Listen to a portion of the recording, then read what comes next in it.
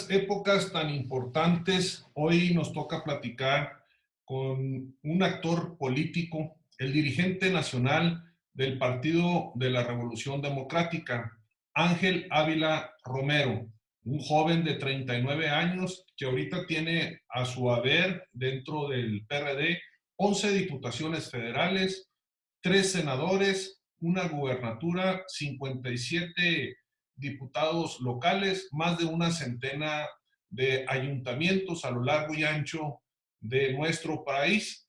Esta trayectoria que tiene Ángel a su corta edad ha sido dinámica y ha subido como la espuma, dado a que como dirigente juvenil empezó en el CEN, de que es el PRD, y ahora ser el dirigente pues, de un partido tan importante para México, donde ha tenido altas y bajas desde 1989, donde nace, pero también con esta situación del 2006, 2012 y 2018, que como que es muy marcado por los procesos electorales o las elecciones de presidente de la República, bajo los estándares de Benito Juárez, de los hermanos Flores Magón, y la importancia que se ha dado a través de estos también descalabros que ha tenido con,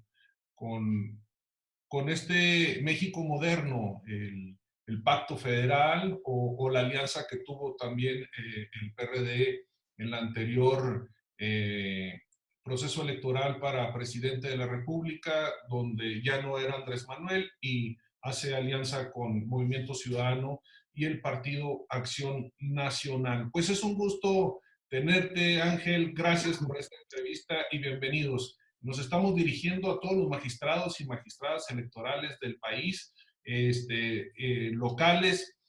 También nos ven los magistrados electorales federales, pero también los institutos electorales. Todo este sistema político electoral, esta columna vertebral que yo menciono muy seguido y que digo que todo nace desde las entidades federativas, donde está muy cercano tanto el partido, pero también la autoridad electoral, iniciando con los institutos estatales electorales, los OPLES, donde a través de sus asambleas municipales llegan a la gente para incitarla a que vaya a los procesos electorales que les guste hacer política, y hasta llegar a la última instancia que viene siendo la Sala Superior del Tribunal Electoral del Poder Judicial de la Federación, pasando obviamente por los tribunales electorales locales, el mismo INE que organiza las elecciones federales. Y bueno, es todo un andamiaje político en el cual estamos inmiscuidos tanto ustedes como actores políticos y nosotros como autoridad. Bienvenido, gracias. Al contrario, César, muchas gracias por la invitación. Saludos a todas y a todos los magistrados. Para mí es un honor compartir este día con ustedes, esta plática, esta charla. Creo que es importante que nos conozcamos como actores políticos, como autoridad electoral, ¿no? Y creo que en ese sentido, pues, son enriquecedoras que nos conozcamos los actores, que veamos cómo estamos pensando las cosas que vemos en este país. Pues agradecer de verdad, César, a ti y por supuesto a todos ustedes que me permitan llegar a través de esta plataforma para poder platicar un buen rato con ustedes. Muchas gracias. Síganos, hoy vamos a hablar del sistema político mexicano, la inclusión de mujeres en el Partido de la Revolución Democrática, sistemas normativos, democracia en México. También queremos someternos a la observación del partido del PRD para ver cómo le ha ido en los tribunales electorales al PRD. Saber básicamente qué necesitamos de cada quien desde su trinchera para seguir abonando a esto que nosotros consideramos que es lo correcto, ¿no? El proceso electoral en México. Pues iniciamos, si lo permites, con la primera de las preguntas. ¿Cómo ves tú, Ángel, el sistema político electoral mexicano? Mm, Fíjate que hago una pequeña introducción para hacer un reconocimiento a este andamiaje que tú mencionabas sobre el tema que hemos logrado construir sobre los OPLES locales, los institutos nacionales, el Instituto Nacional Electoral y los tribunales locales y federales.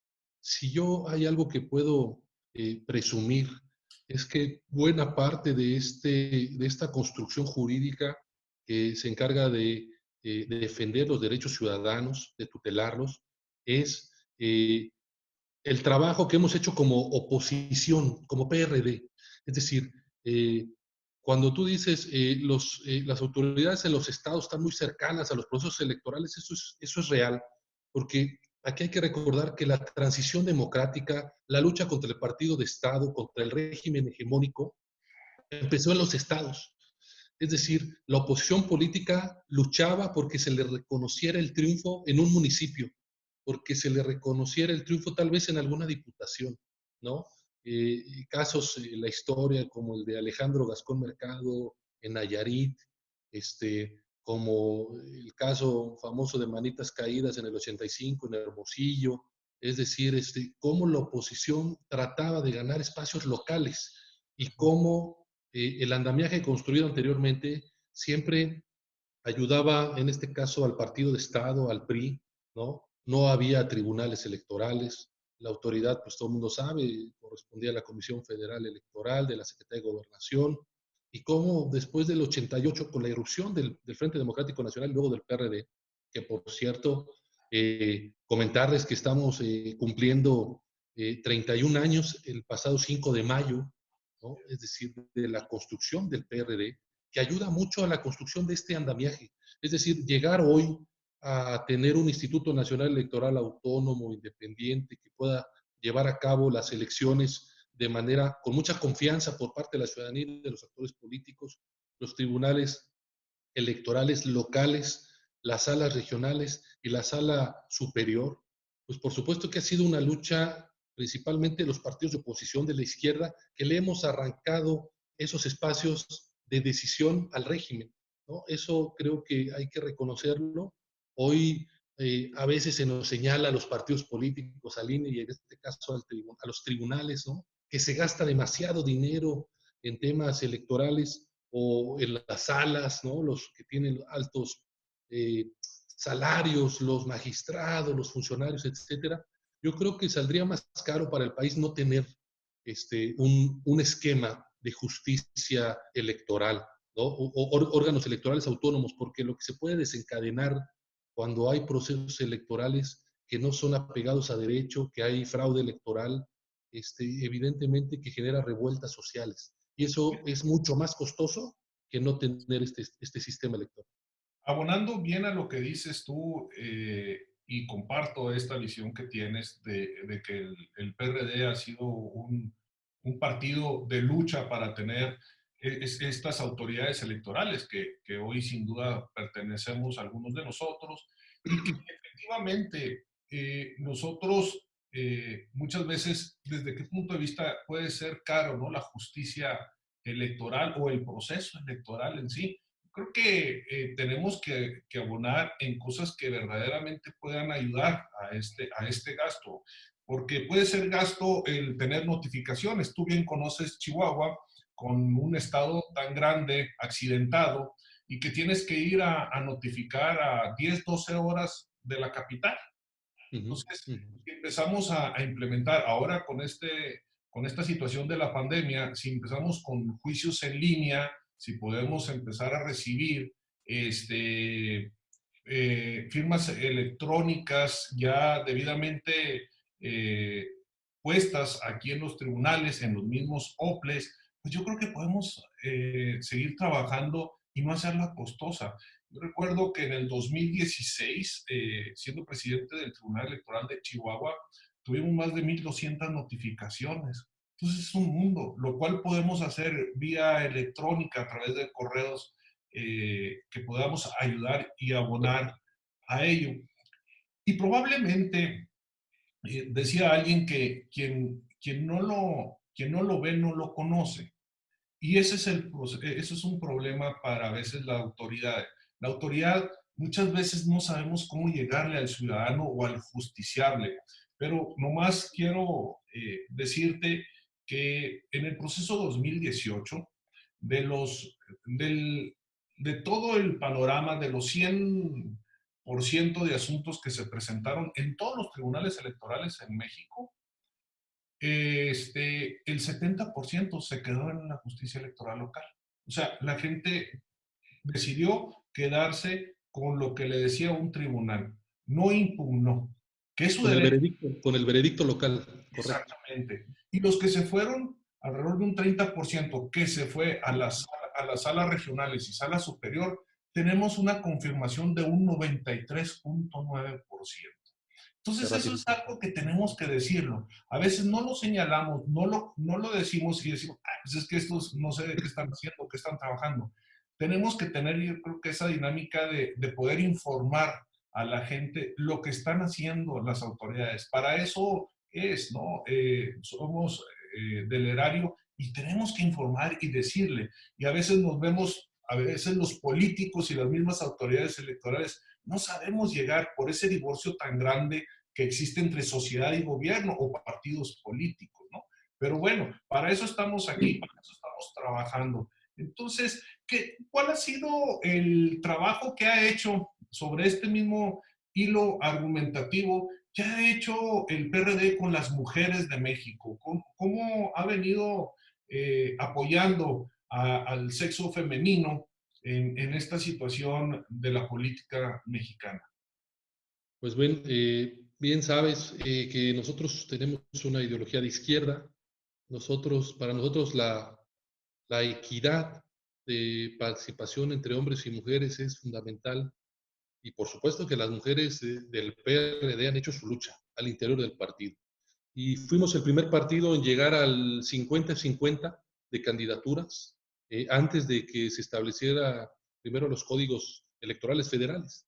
Es decir, yo quiero reconocer aquí la lucha de las mujeres del PRD para que al interior del partido de izquierda se materializara una idea que en este caso es la igualdad y la equidad en la participación política y en los derechos políticos. Nosotros, como partido, somos el primer partido político que en temas de candidaturas, respetando la paridad horizontal y vertical, propuso la inclusión de las mujeres en condiciones de igualdad total.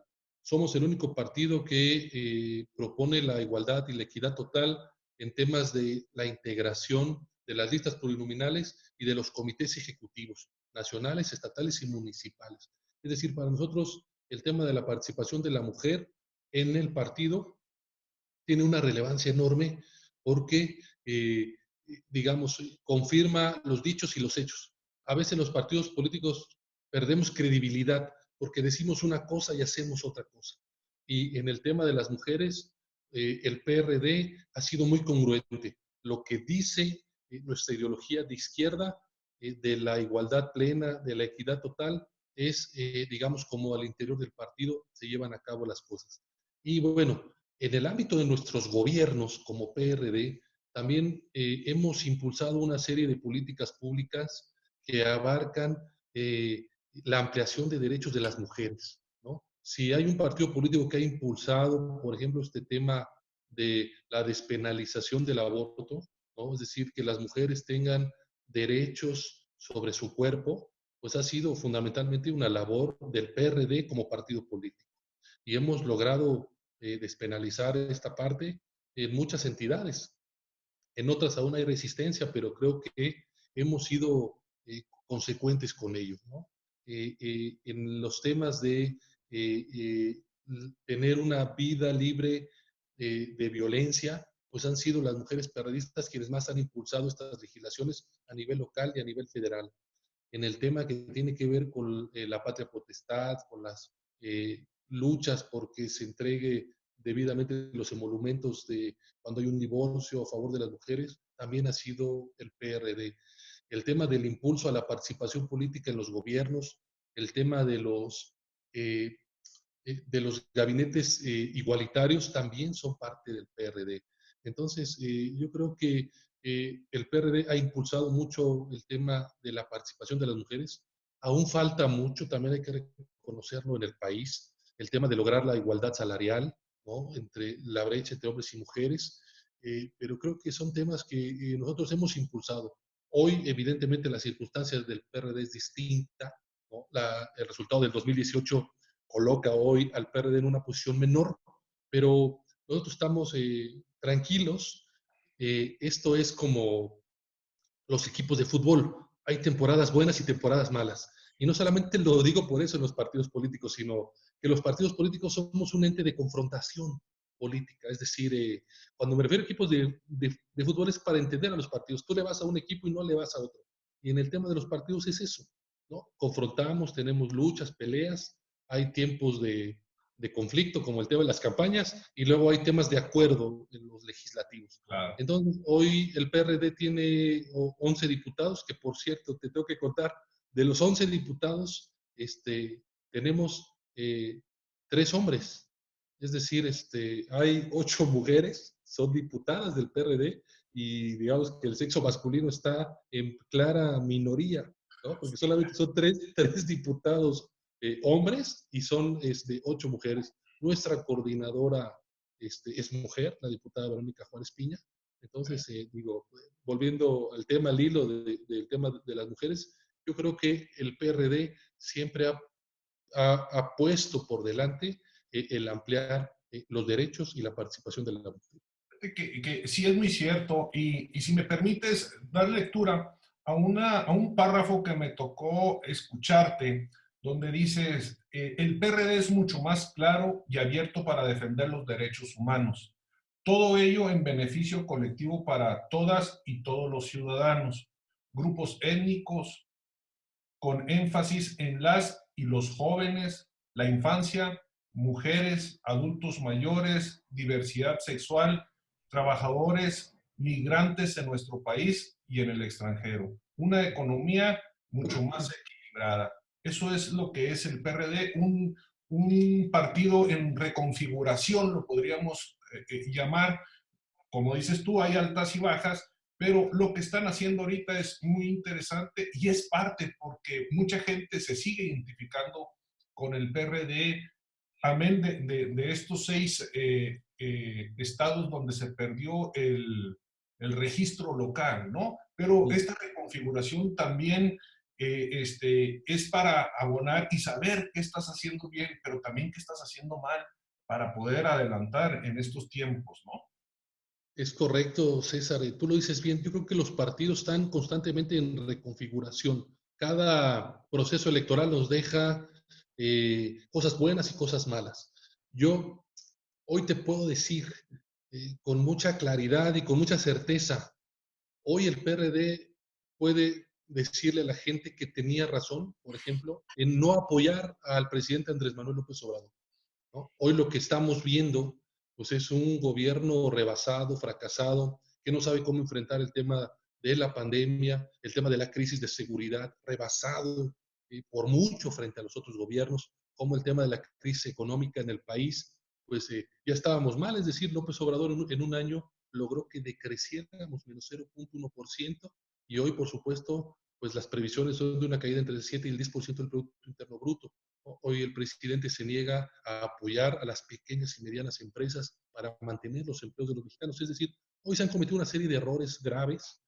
El tema de los migrantes. Hoy la política migratoria se dicta desde los Estados Unidos. Hoy tenemos a la Guardia Nacional, en lugar de combatir a los criminales, a los cárteles, está siendo el muro de Donald Trump, deteniendo migrantes pobres. Donald Trump se la pasa felicitándonos de nuestra gran labor, ¿no? De cómo estamos violando los derechos humanos de los migrantes en las unidades del Instituto Nacional de Migración, etcétera.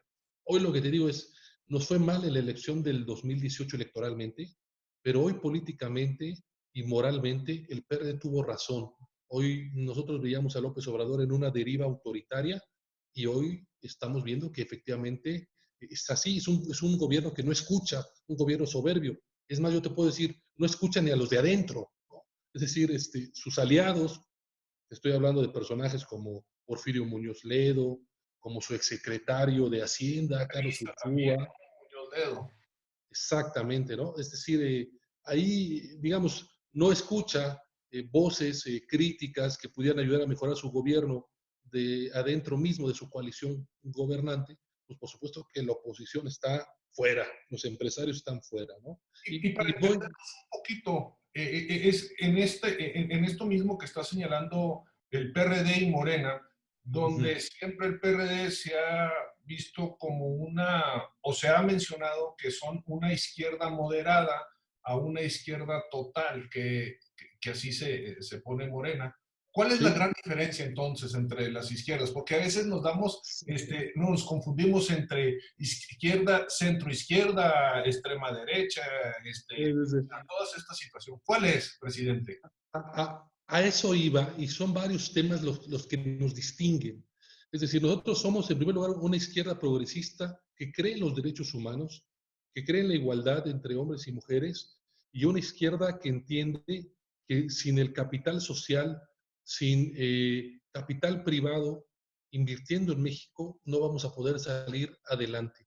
Nuestra gran diferencia es que nosotros creemos en la democracia, en los contrapesos, en el equilibrio de poderes, mientras la izquierda de Morena cree en el sometimiento de las instituciones al caudillo. O sea, eso hay que decirlo muy claramente, eso no es de izquierda.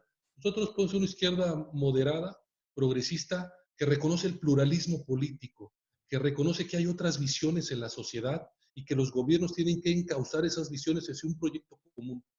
La diferencia con Morena es que ellos creen en una izquierda totalitaria, de una verdad absoluta, que la verdad solo lo tienen ellos, que ellos son los moralmente superiores, que los demás estamos abajo de sus decisiones. Y esta izquierda no reconoce la pluralidad, es una izquierda muy cercana a estos pensamientos cubanos, de la izquierda cubana, de la izquierda venezolana, que no reconoce la oposición política. Es decir, la oposición política como y lo manifiesta el presidente, es moralmente derrotada. Es decir, la oposición política no tiene derecho a cuestionarme ni a ganar una elección, porque ellos no saben por dónde llevar al país, porque ellos no representan al pueblo. Entonces, estas visiones son absolutamente totalitarias del siglo XX, cuasi fascistas, ¿no? Es decir, los ataques a los medios de comunicación todos los días, la polarización social, la división entre pueblo bueno y los opositores, ese tipo de construcción de izquierda que no ayuda. Y yo te doy algunos temas en donde la izquierda del PRD no es la izquierda de Morena, o mejor dicho, Morena no es de izquierda. Si hay un punto fundamental que ha defendido, por ejemplo, la izquierda en México, es el respeto al Estado laico.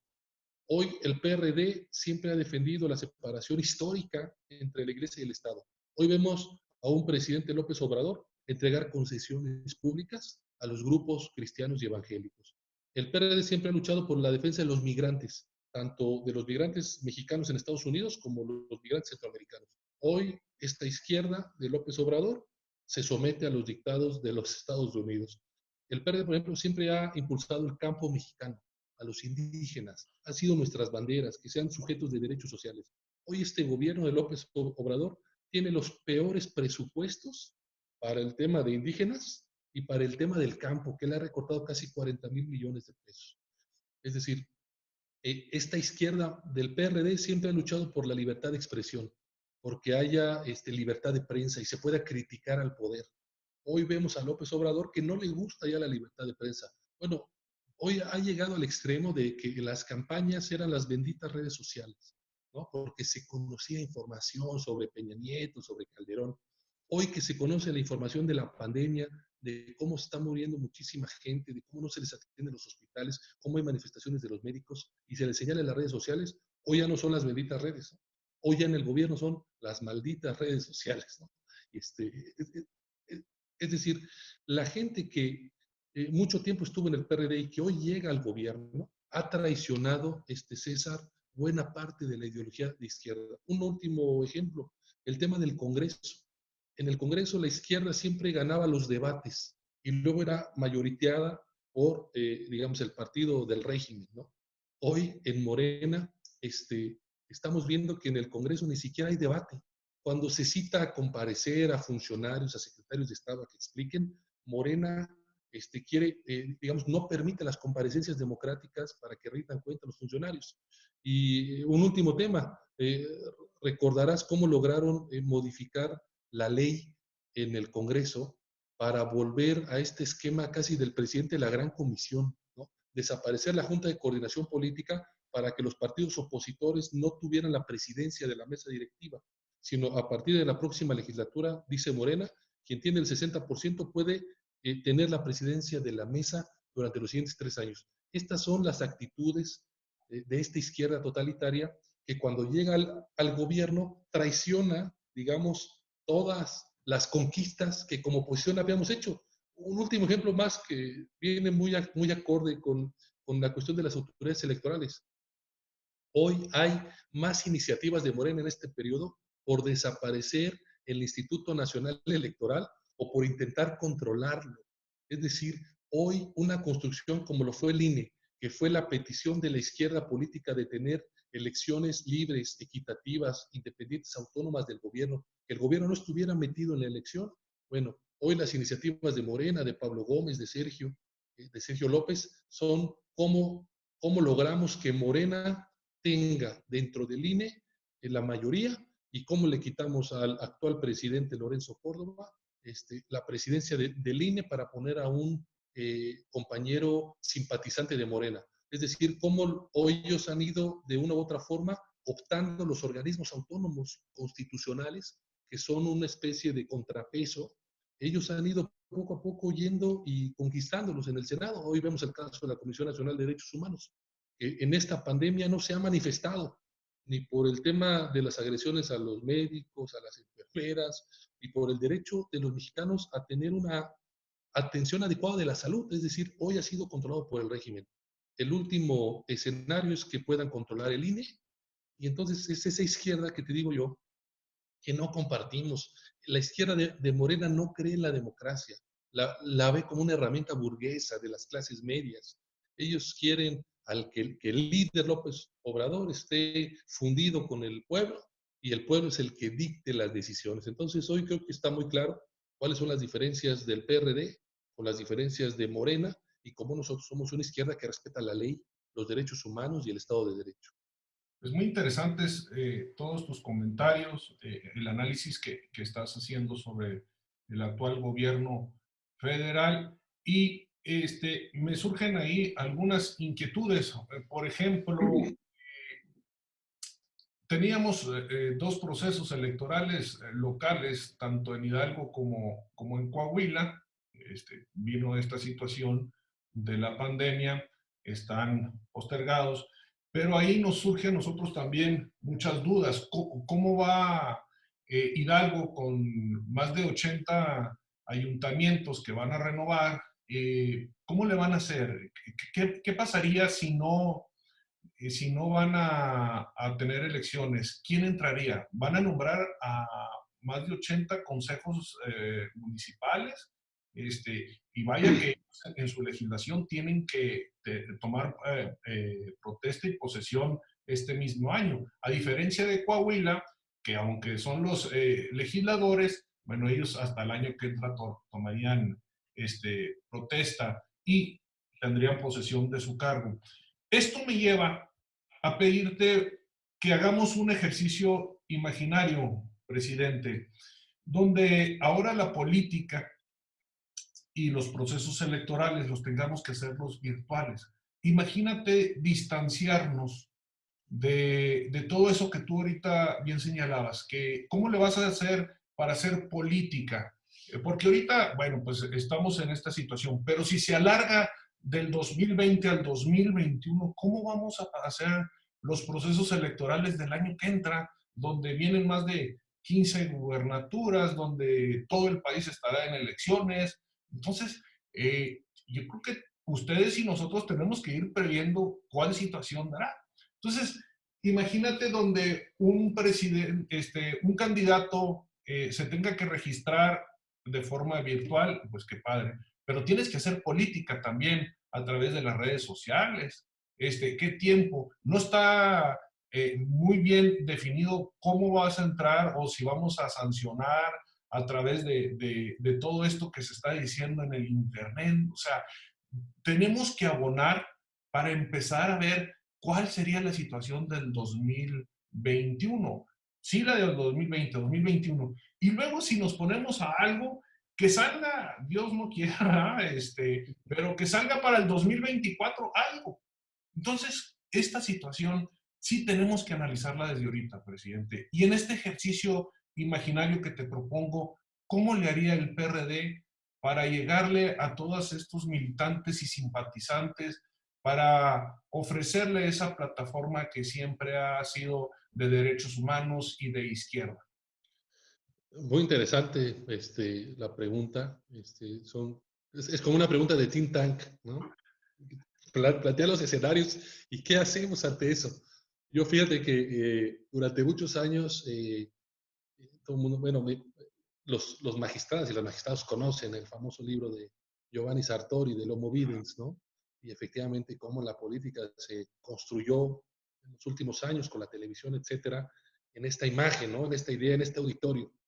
Y la pregunta y con la pregunta que surge, que planteas es, hoy vamos a pasar no solamente al del Homo Videns, sino al son politicón aristotélico, pero digital, ¿no? O sea, es un son politicón digital, porque hoy la política pudiera trasladarse en un escenario eh, 100% digital, ¿no? En muchas sociedades, no en todas. Digamos, parte de lo que nos ha dicho la crisis, que nos ha expuesto, que ya lo sabíamos, pero hoy se hace sumamente grave porque viola derechos, ¿no? Es este tema de la conectividad, ¿no? O sea, cómo finalmente hay áreas urbanas en el país que tienen una conexión sin ningún problema, digamos que en los que se pueden resolver varios de los problemas que en un futuro y que en un presente estamos viviendo, el tema del home office, el tema de poder realizar, ¿por qué no? Elecciones vía electrónica. Hoy recordemos que buena parte de los votos en el extranjero para las elecciones muchas veces se hacen ya vía internet. Es decir, en Estados Unidos hay estados que permiten hasta por correo votar, ¿no?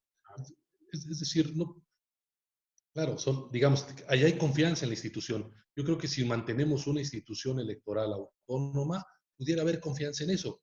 No así si Morena se adueña del INE y luego nos dicen hay que hacer una elección vía electrónica, ahí pararíamos, digamos, Pero los ojos, ¿no? ahorita el PRD tiene confianza en las instituciones. No te digo si mañana Hoy o pasado, sí, hoy sí. ahorita. No, hoy sí, por supuesto. No, no, Y no. Nosotros eso somos quiere ciudadanos, claro, defensores del INE y defensores de los tribunales, porque como tú bien dices, son fundamentales para la democracia. Hoy los actores políticos, y este es un reconocimiento que hacemos a ustedes en todos, a ustedes, los magistrados, es que generalmente nosotros resolvemos y acatamos las resoluciones de los tribunales. Hoy te puedo decir que acabamos de ganar hace 5 días la resolución en la sala superior sobre el tema de las cartas de López Obrador, que es propaganda personalizada violando el artículo 134 constitucional. Sí, el año pasado hemos ganado ya 2 veces el tema de los famosos servidores de la nación, ¿no? Donde es esta estructura de López Obrador, pagada por el gobierno, que se la pasa entregando los programas sociales sin tener padrones de beneficiarios públicos, no los conocemos. Hoy la Sala Superior nos ha dado la razón y ha sancionado a casi 18 superdelegados en 18 entidades de que están haciendo propaganda personalizada para después ser candidatos a gobernador, como pasó en el caso de Baja California con Jaime Bonilla, donde él era el superdelegado de Morena, construyó el padrón de beneficiarios, entregó miles de recursos y luego fue candidato a gobernador. Y hoy están pagando esa consecuencia, desgraciadamente, los ciudadanos de Baja California, porque ha sido uno de los peores gobiernos. A lo que voy es, yo creo que es importante empezar a explorar esta parte, esta concepción misma de la política. La política, dice Aristóteles, del son politicón es la convivencia plena entre las y los ciudadanos que tienen derechos, cómo organizar las sociedades. Hoy, cuando los partidos políticos tenemos el gran reto de no poder estar cara a cara con los ciudadanos en el día a día, en ir a visitarlos, a escucharlos, a tener esa convivencia personal y darles un proyecto, una guía que puedan acompañar y que se pueda reconstruir con sus propias peticiones. Hoy creo que el tema de hacer política está sufriendo una modificación irreversible también. Hoy creo que este tipo de situaciones que nos colocan en cómo los partidos políticos vamos a tener que generar capacidades nuevas, distintas, que nunca nos habíamos planteado de llegar a más gente, pero a través de la vía electrónica. Yo te puedo decir, hoy una de las consecuencias favorables para el PRD es que en estos últimos 2 meses hemos redireccionado los poquitos recursos que tenemos a los temas digitales y hemos logrado generar mejores contenidos digitales. Es decir, una parte que siempre estuvo más o menos abandonada del PRD, en temas de spots, en temas de cuestiones digitales, hoy hemos dicho, no podemos salir a la calle, la única forma de tener un contacto ciudadano es que nos vean en las redes sociales. Y entonces hemos invertido buena parte a generar mejores contenidos, más allá de los tradicionales o solo en época electoral. Entonces creo que sí, sí es un planteamiento muy, muy importante que hay que empezar a plantear, porque así como para nosotros es un reto, para la justicia electoral es otro reto, ¿no? Claro, Porque imagínate al rato una reunión de Zoom del candidato, ¿no? Que pueda estar ofreciendo programas sociales, ¿no? Es decir, desde su casa, ¿no? Diciéndole a la gente, si votan por mí, ¿no? A 50 miembros del Zoom, si votan por mí, les van a llegar vía electrónica, tanto dinero en PayPal, ¿no? O tantos puntos de una tarjeta que les va a llegar, o ni siquiera les llega la tarjeta, les manda una clave y pueden consumir en tal o cual tienda, ¿no? Es decir, y entonces la autoridad electoral ahí, ¿cómo va a comprobar, ¿no? Si nadie ganó, si nadie llegó. por Creo que eso es es un la tema muy, pregunta, muy ¿no? importante. Por eso es la pregunta, porque tenemos que irnos adaptando a estas nuevas realidades en las cuales pueden salir un sinfín de cosas. Son muy dinámicos los candidatos y también los partidos en buscar cómo beneficiarse. Y también la autoridad tiene que poner los límites, pero también debe de construir ese camino en el cual pueden moverse y pueden trabajar. Yo muchas veces he estado en contra de tantas limitaciones que se ponen para un partido o para el candidato. No puedes hablar, no puedes decir, no puedes... Y pues el confrontamiento de ideas, de proyectos, de programas, pues eso es lo que debe de entender la gente o lo que debe conocer. Porque al momento de llegar al gobierno con alguien que contó mentiras o que no sabía de política y fue buen candidato, pero ha sido un pésimo gobernante o presidente municipal, pues esas son las situaciones que desafortunadamente está teniendo la política por tantas restricciones que se tienen, ¿no? A veces el cuestionarle y decirle, bueno, pues está bien lo que estás diciendo, pero dime cómo lo vas a hacer o dime cómo, pues no, no, yo pienso con esto, yo pienso el otro. Entonces, sí, el coartar esas disposiciones viene a que muchas personas puedan decir o señalar un sinfín de situaciones sin decirnos cómo. Y yo pienso que Ujú. debe de haber esa confrontación Sí. de proyectos, ¿no? Sobre todo. Y abonando en lo que bien estás diciendo y que, bueno, tendríamos esta primera reunión, pero sí podríamos hacer más para trabajar y construir. Yo creo ustedes desde su punto de vista y nosotros desde nosotros, lo que va a pasar el año que entra. ¿Cómo vamos a hacer y cuáles son las reglas que nos vamos a fijar y las metas? Porque las reglas también las fijan ustedes con sus legisladores. Nosotros las aplicamos como magistrados, pero nosotros también necesitamos que ustedes no dejen ahí la suposición o si sí es sí o si es no. Yo creo que tenemos que tener leyes mucho más claras para poder ir abonando en esto.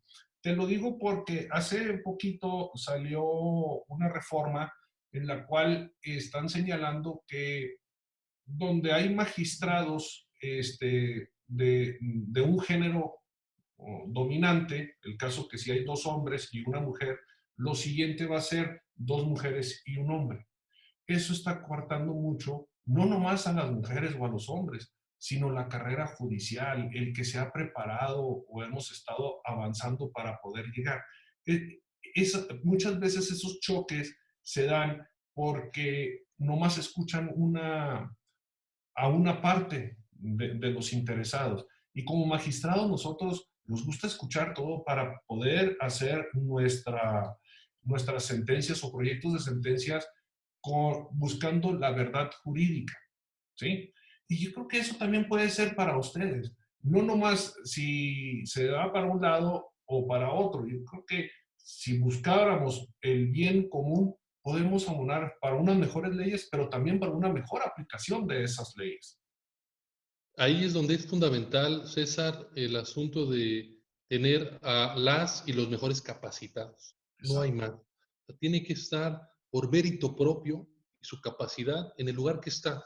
Porque ustedes como autoridad, también hay que decirlo, los fenómenos sociales y políticos cambian tan rápidamente en una sociedad como esta que a veces la legislación queda atrás, muchas veces, es más, la mayoría de las veces. ¿Ah? Tú has sido testigo y en la sala superior igual, de cómo a veces, digamos, es tarea de los mejores capacitados y de quien está al frente de los tribunales ejercer el tema de los criterios, ¿no? Y dar esta interpretación garantista de la ley.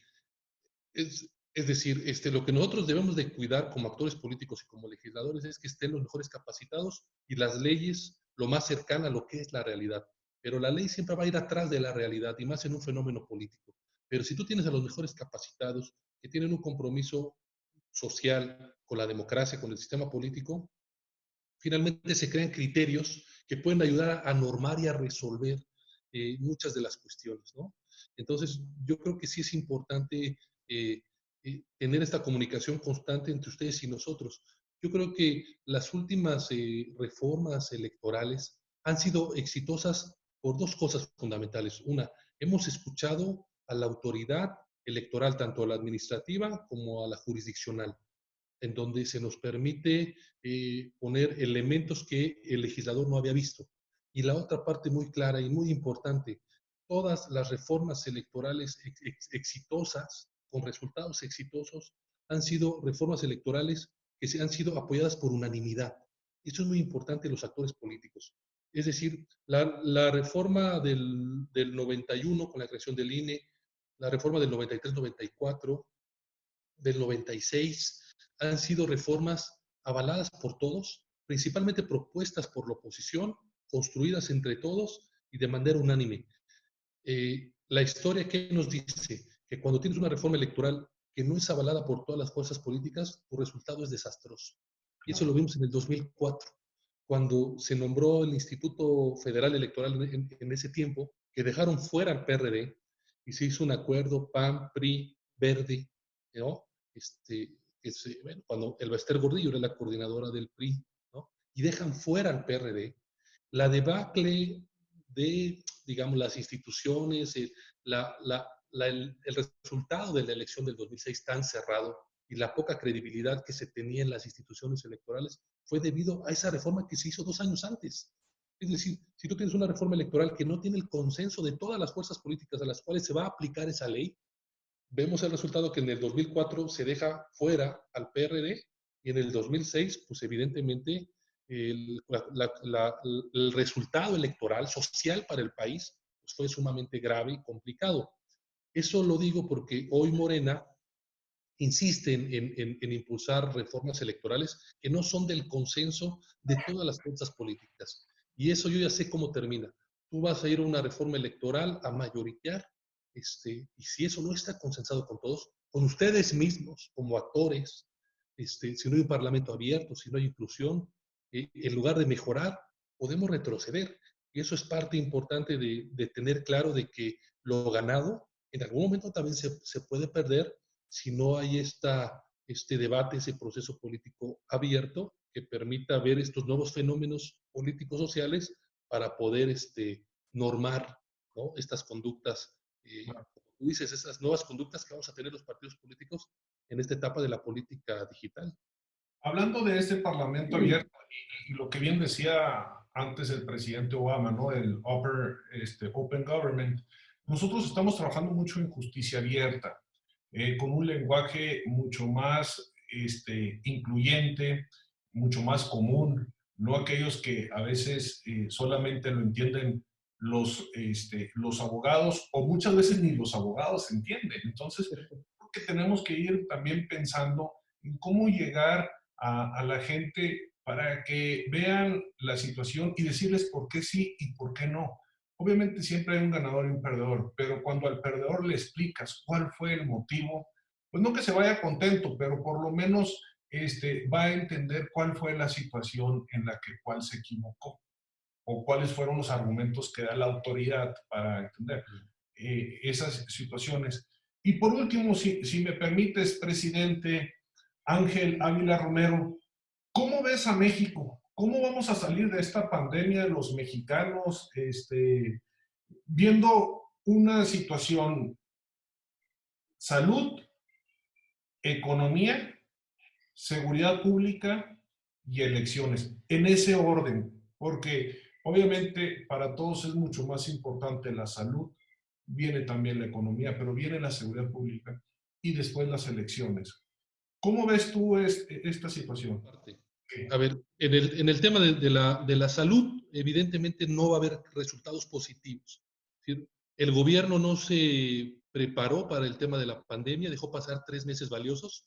Hoy conocemos que material sanitario de salud, cubrebocas, batas, en febrero fueron vendidas a China, ¿no?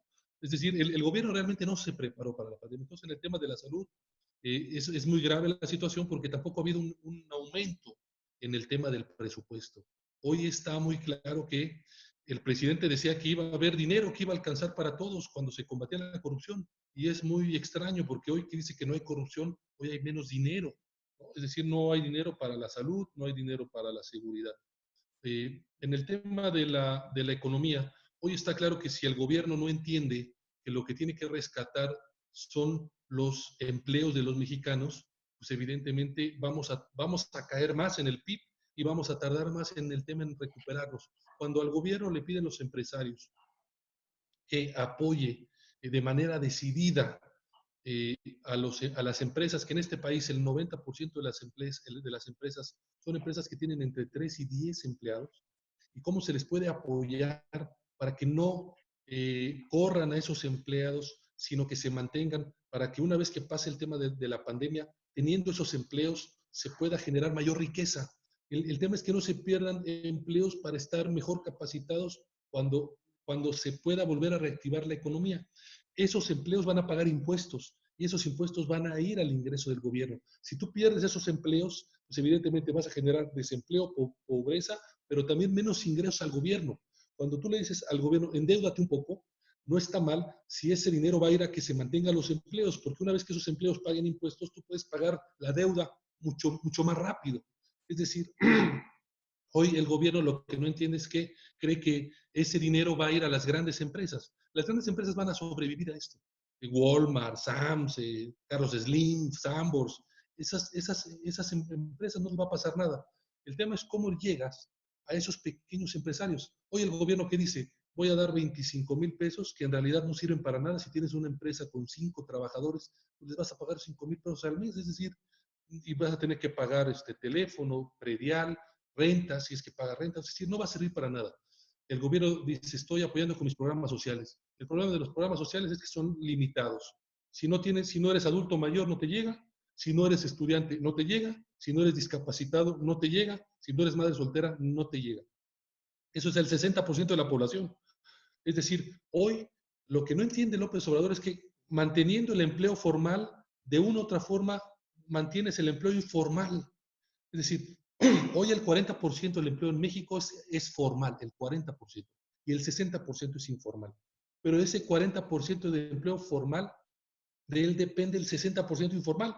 Es decir, la gente que va a sus oficinas o a sus maquilas de manera formal consume el empleo informal, consume los jugos de la señora, los sándwiches, se volea los zapatos, es decir, le da bien que mal al viene para que estacione el vehículo, no. La gente que va en transporte público consume comida informal en la calle. Es decir, lo que no entiende López Obrador es si no mantenemos el empleo formal, menos vamos a mantener el informal. Y los programas sociales, pues no llegan al 60% de la población. Entonces, y cuando los empresarios logran tener una línea de crédito con el Banco Interamericano, pues el gobierno se enoja porque no fue él quien está repartiendo el dinero. Entonces, estamos en el peor de los mundos, con un presidente que no impulsó el presupuesto en salud, con un presidente que no entiende que tiene que impulsar el tema de la economía para que no se pierdan empleos. Y en el tema de la seguridad, pues evidentemente estamos peor. Imagínate, César, si nosotros nos escandalizamos cuando el sexenio de Calderón terminó con 100,000 homicidios.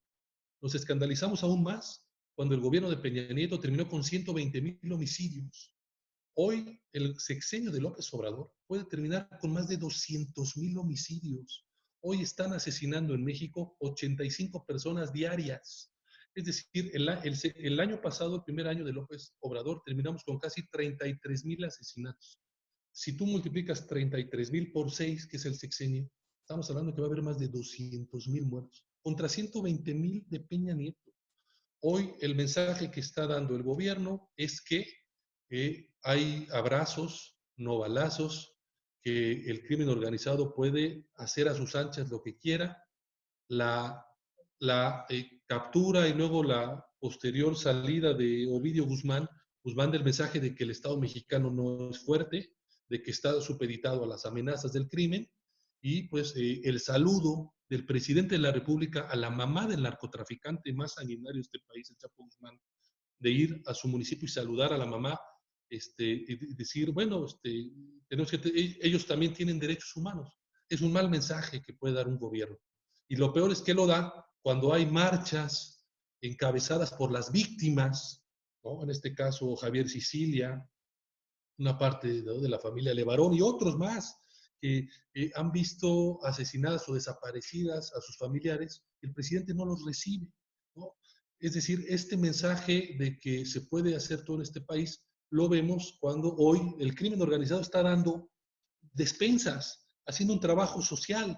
¿Por qué? Porque el crimen organizado está llegando donde el Estado no llega. Y entonces es ahí donde hay un caldo de cultivo grande. Esta estrategia del presidente tiene ya un año, no da resultados, y cuando tenemos un gobierno soberbio que no acepta que la estrategia no es la adecuada, pues evidentemente vamos a tener más muertos. Si tú no preparas una policía civil y sigues teniendo al ejército, pues evidentemente tu ejército se va a contaminar, ¿no? De por sí hay una parte ya contaminada con los cárteles, pues ahora sacas a más militares a la calle, casi 50,000 militares más a la calle en la Guardia Nacional, pero pareciera ser que tienen la instrucción de no confrontarse. Es decir, nada más hacer recorridos, pero no se confrontan con los criminales. Entonces, hoy estamos viendo cómo entidades tan importantes en materia económica como Guanajuato, donde ha llegado inversión extranjera en términos de la industria automotriz, pues hoy vive un infierno porque no hay las capacidades suficientes del gobierno para poder enfrentar a los criminales.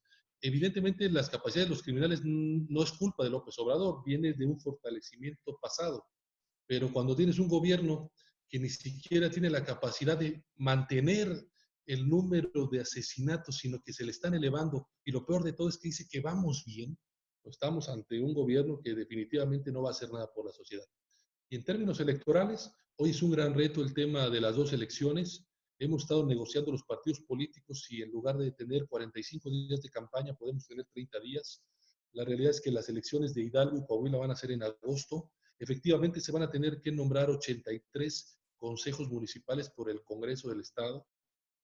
Eh, Nosotros hemos platicado con el presidente Lorenzo Córdoba y bueno, la proyección es que la elección sea en agosto y que solamente tengamos impugnaciones en alrededor del 20% de los municipios para que en la medida de lo posible el mayor número de municipios puedan entrar lo más pronto posible en temas de Hidalgo. Tú lo dices bien, en Coahuila entran el 1 de diciembre, entonces hay tiempo. Y bueno, el tema de las elecciones del 2021 hay que tenerlo claro, lo vamos a vivir con la pandemia. Varios organismos internacionales han dicho que el tema del coronavirus va a durar entre 2 y 3 años. Es decir, vamos a estar con un tema de pandemia en la elección, es decir, 90 días de campaña según la ley. Hoy ya conozco de varias propuestas en varios congresos locales, como en el estado de Guerrero, donde plantean iniciar el proceso electoral, recorrerlo 2 meses o 3 meses para, digamos, este tema de la pandemia y no exponer al tema de los órganos, de los OPLES, que tienen que buscar a los ciudadanos para que sean miembros de las mesas directivas de casilla. Es decir, hoy, de manera desordenada, hay que decirlo, varios congresos y autoridades locales empiezan a pensar, como tú bien lo dices, César, cómo vamos a enfrentar el 2021 la pandemia. Hoy me queda claro que el reto va a ser enorme, tanto de los partidos políticos, de los candidatos, no exponer a la gente, ¿no? Eso hay que tenerlo muy claro, y de que finalmente hoy la política tenemos que hacerla por otros medios y por otras vías y con otras formas. Hoy es lo que estamos tratando de descifrar los partidos políticos, cómo llegar nuestras propuestas al mayor número de gente sin exponerlas, y yo creo que pues las autoridades también tendrán que adecuarse a estos nuevos fenómenos. yo todavía no logro, digamos, está bien dar spots en Facebook, está bien dar spots en el Internet, pero no es suficiente. Yo creo que los partidos políticos tenemos que revolucionar pronto la forma de hacer política y bueno, va a haber lugares donde el Internet sirve, pero va a haber lugares donde no, ¿eh? O sea, en Chiapas, ¿no? Este, donde anda mi tocaya Angélica por ahí, pues evidentemente hacer política en las comunidades indígenas va a tener que seguir siendo de manera personal, ¿no? Y entonces ahí con todas las cuidados posibles vamos a tener que ir al encuentro de la sociedad y exponer nuestros proyectos. Entonces, yo de verdad, cerrando con esto, quiero comentar que lo mejor que le puede pasar al sistema político mexicano y al país es que en el 2021 la oposición le quite la mayoría a Morena en la Cámara de Diputados y podamos tener equilibrios y contrapesos que puedan ayudar a frenar los excesos de un gobierno como el que estamos viviendo. Yo sigo creyendo que la democracia es la mejor forma de gobierno. Por supuesto que es un proceso complicado, pero el tener contrapesos y equilibrios en el Congreso le va a ayudar al país. Y yo creo que esa debe ser la misión de los partidos políticos de oposición para el 2021. Muy bien, fíjate que me quedo mucho cosas muy inteligentes e interesantes que dijiste, pero en este México que ahorita bien señalas la situación que estamos pasando, no nomás es una responsabilidad del gobierno, sino que es una responsabilidad también de los partidos políticos, de los mismos ciudadanos, ¿no? La sociedad debe de organizarse y salir adelante, como algunos ejemplos que tú pusiste. Y también señalaste lo de Estados Unidos. Estados Unidos también es muy fuerte por la sociedad que tiene, no tanto por los gobiernos que tiene. Y si buscamos unos ejemplos de esa magnitud, pensamos que los mexicanos podemos ir avanzando y sobrepasando la forma de gobierno que pueda estar el gobernador o el presidente municipal o el presidente de la República en turno. Que debemos de unirnos para poder fincar y sobre todo empezar a sembrar ese México que todos anhelamos y que todos queremos. No nada más para nuestros hijos, sino para ahorita, para nosotros mismos, ¿no? Y César, déjate un último comentario. Yo estoy de acuerdo contigo en que la sociedad cuenta mucho para rebasar y organizarse, más allá que el gobierno lo quiera hacer. Pero hay un aspecto en donde el gobierno va a tener la responsabilidad puntual y a nosotros como partido y como sociedad nos afecta. Es el tema de la seguridad y de la violencia. Por más que te quieras organizar como sociedad, los cárteles de la droga son terribles. Tú lo vives en Chihuahua. Yo como dirigente nacional lo vivo con mis candidatos. En Chihuahua me han hecho renunciar más de 40 candidatos del grupo de crimen organizado. Voy a ir a una elección en Guerrero. Voy a Chihuahua candidato a gobernador y Guerrero candidato a gobernador. Michoacán candidato a gobernador. La delincuencia organizada, si no se le pone un freno, va a llegar con los candidatos de todos los partidos, si tú quieres, y les va a decir, aquí va a ganar fulano de tal, y háganle como quieran, porque si tú no te bajas de la candidatura, voy a venir yo el día de mañana por tu familia. Entonces, pues podemos cumplir con el proceso formal democrático, se van a instalar las mesas directivas, va a haber votación, la gente va a ir a votar, pero va a haber un ganador. Y en este caso puede ser el crimen organizado eh, coaccionando a las nuevas autoridades. Y entonces ese es el problema porque por más organizado que tú puedas tener a la sociedad en algún municipio, pues finalmente dejan venirse las 50 camionetas, ¿no? Armados hasta los dientes, y ahí la sociedad está indefensa. Por eso cuando me refiero que el gobierno tiene mucha responsabilidad en el tema de la seguridad, y la seguridad nos impacta en los procesos electorales, ese es un tema que a veces no se quiere abordar, ¿no? Sino que está ahí, por ahí, ¿no? A nosotros nos renuncian nuestros candidatos, bueno, ya no tuvimos candidatos, no tuvimos registro algunos partidos, y nadie dice nada, ¿no? Pero la verdad es que el elefante está en la sala, y el elefante es que hoy el crimen organizado gobierna buena parte de los territorios, lo vemos ahí en Chihuahua, en parte de la sierra, lo veo en la Tierra Caliente, en Michoacán, en Guerrero, en el Estado de México, ¿no? Es decir, hoy el crimen organizado tiene un impacto brutal en los procesos electorales y mientras no haya una contención de ello, vamos a tener procesos democráticos formales en esos estados y en esos municipios. Evidentemente no son la mayoría, pero la voluntad ciudadana va a estar distorsionada.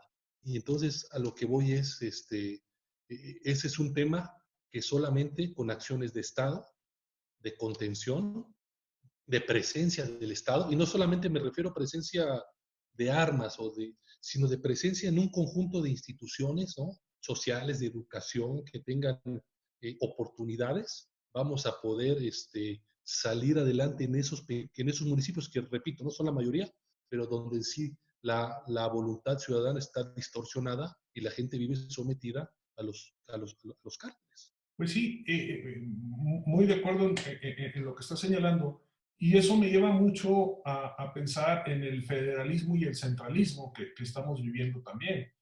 Las decisiones a veces, tomarlas desde el centro del país y que llegan acá a los lugares más alejados, podemos decir, por ejemplo, en Tijuana, tan lejos, o el caso de Chihuahua, pero también en el sur, ahorita en Chiapas, en Tierra Caliente, todo eso, pues lo que estamos haciendo es que de aquí a que va y regresa la información, pues se tardó mucho.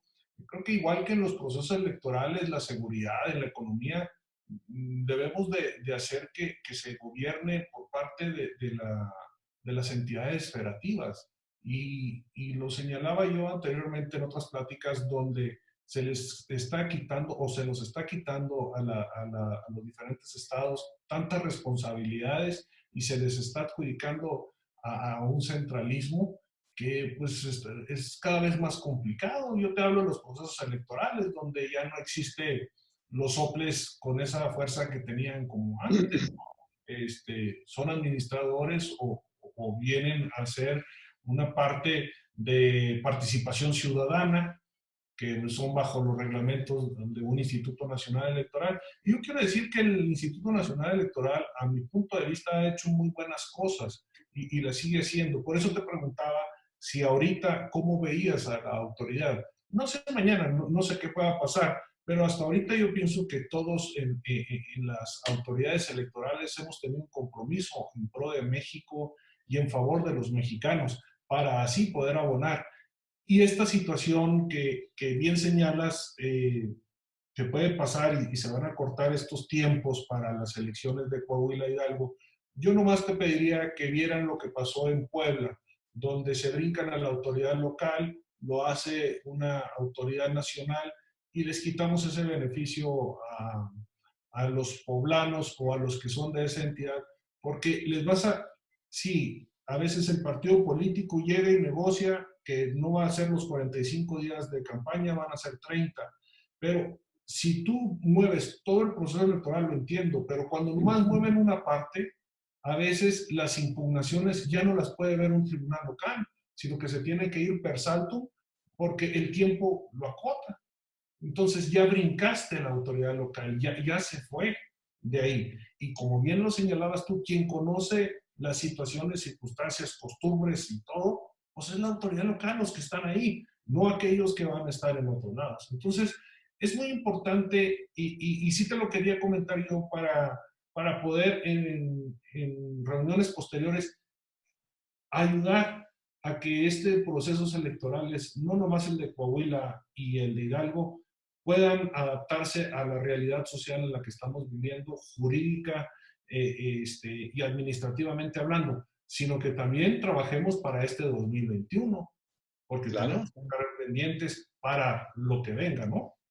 No, no, pero además tú lo dices bien, o sea, la posición de los partidos, a veces se generan condiciones o conductas partidistas que no ayudan al tema electoral o que generan presiones a la autoridad. Mencionabas bien el caso de Puebla. En el caso de Puebla, es decir, se abrió el 72% de los paquetes electorales, ¿no? Y aún así había una gran presión, ¿no?, a los encargados del tribunal para que pudieran tumbar esa elección, ¿no? Entonces, cuando la presión política hace mella en los encargados de impartir justicia electoral, y eso también es una de las, yo quisiera decir, de los reconocimientos que tiene el PRD a los magistrados electorales locales, regionales y de la sala superior que han aguantado los embates de presiones políticas muy fuertes, para decidir en tal o cual sentido. A mí me queda claro, ¿no? Finalmente, el caso el fallecimiento de la gobernadora obligó a la nueva elección y yo estoy de acuerdo, no debió haberlo hecho el Instituto Nacional Electoral. El propio Instituto Electoral local había ya dado las capacidades para hacerlo. Tan es así que ya había autoridades electas, estaban los presidentes municipales y los diputados locales en una elección que organizó el propio OPLE de Puebla, ¿no? Es decir, pero la presión política, ¿no?, se impone sobre los criterios científicos, prácticos, ¿no?, que pudiera haber llevado a cabo la elección. Entonces, yo estoy totalmente de acuerdo. Yo creo que a veces no se valora, y ahí es donde cierro con este comentario que tú hacías al inicio. Ni los partidos políticos, ni los tribunales electorales, ni el INE a lo mejor un poco más por el tema de la credencial, pero no hemos logrado darle a conocer a los mexicanos la importancia de ser ciudadano, y que el ser un ciudadano no solamente es ir el día de la jornada electoral, ser ciudadano, estar pendiente del tema de la rendición de cuentas, de qué están haciendo los gobiernos, en qué está gastando el dinero público. Y el ser ciudadano implica tener derechos que tienen que ser resguardados por autoridades como ustedes. Entonces es ahí donde creo yo ha faltado este discurso social, ciudadano, donde las personas sepan que su voto vale. Yo creo que sí lo saben, pero se ha quedado solo ahí, en el tema del voto. Hoy me queda claro que los ciudadanos en el 2018 dieron una muestra de civilidad y de voto de castigo. Y qué bueno, para eso hemos luchado. Y yo creo que hoy parte de nuestro reto y ahora en esta nueva circunstancia es cómo logramos entender con los ciudadanos de que tanto los partidos, los villanos favoritos, como siempre los partidos, y las autoridades electorales, que a veces son villanas favoritas cuando el tema del recurso, somos necesarios. Y el tema del federalismo es importante. Hoy verlo en el presupuesto en la Cámara de Diputados. Hoy fueron los gobernadores a pedir más recursos a sus entidades y no hubo. Bueno, los presidentes municipales ni te digo. No se les dio nada del presupuesto. ¿Por qué? Porque una mayoría, ¿no?, ficticia además, ¿no?, es decir, Morena, por Morena votó el 38% de la población y hoy tiene el 60% de la Cámara, ¿no? Es decir, hay una distorsión ahí que lo ha dicho bien Ciro Murayama. A lo que voy es, si tenemos contrapesos en el Congreso, podemos distribuir mejor el presupuesto en los tres niveles de gobierno, nivel federal, estatal y municipal, y no como hoy, que gracias a una hegemonía en la Cámara de Diputados, el 90% del gasto lo ejerce el titular del Ejecutivo y a las entidades federativas y municipales se les deja sin dinero, ¿no? Pues Ángel Ávila Romero, muchas gracias, dirigente nacional del PRD, gracias por tus comentarios. Que todo esto sea por el bien de los partidos políticos, pero también que sea por el bien siempre, siempre de México. Muchas gracias. Lo más importante, muchísimas gracias, saludos a todas y a todos, y perdón si me extendí mucho, pero pues, es la emoción de estar la primera vez con todas y todos los magistrados del país. Imagínate lo más de ese honor. Gracias, Ángel, un fuerte abrazo y seguimos en contacto. Sabes, César, que estén muy bien, muchas gracias. Hasta luego.